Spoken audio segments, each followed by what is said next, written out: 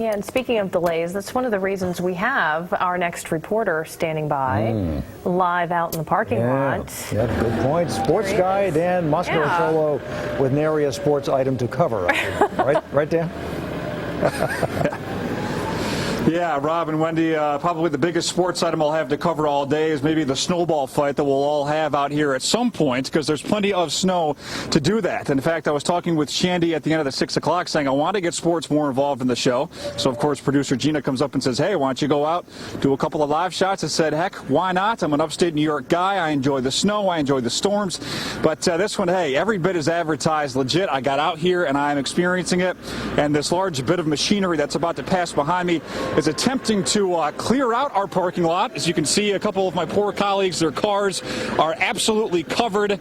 I don't think they'll be leaving by that means tonight, so hopefully this nice gentleman here will help get that process started. And speaking of that snowball fight that I was talking with Gina about, perhaps a fantasy style draft, we might have one in the newsroom. I'm going to test the packing effectiveness of this snow.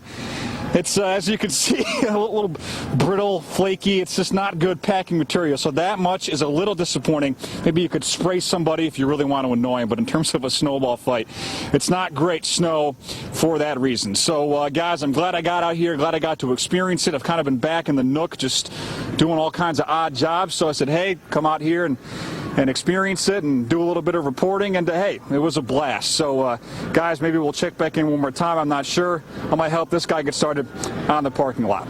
Live outside the WFMZ parking lot, I'm Dan Moscaritolo. Robin and Wendy, back to you.